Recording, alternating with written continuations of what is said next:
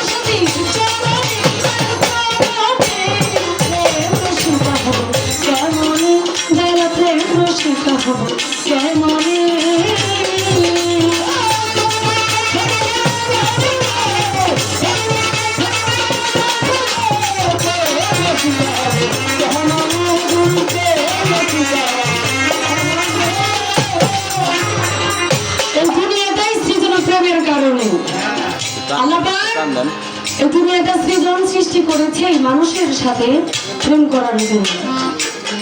আসলে এই পার্থিব জগতে এসে এই দুনিয়ার মোহমায়ায় পড়ে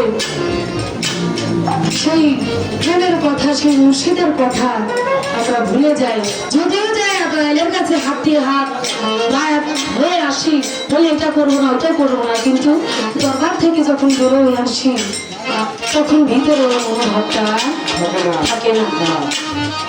বাচ্চার স্কুলের ফিস দিতে হবে, বউটা লাগবে, সংসারের এই যে তারা আর কাম ঋতুর বেটা তো আছে, 6টা ঋতু, তার ভিতরে এই কাম ঋতু মানুষকে এই প্রেমের সম্পর্কটা মুর্শিদের তার সাথে করতে দেয় না।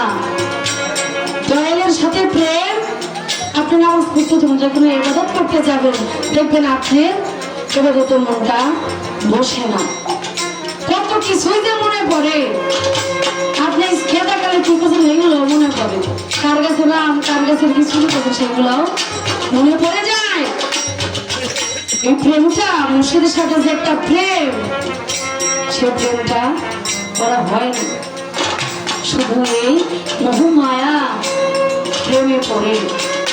আল্লাহ বলছে ওই প্রেম করতে, মুর্শিদের সাথে ওই প্রেম করতে, কিন্তু ওই মোহমায়ার প্রেমে মুর্শিদকে পাওয়া যাবে না, আল্লাহ রাসূলকে পাওয়া যাবে না, ইবাদত হবে না।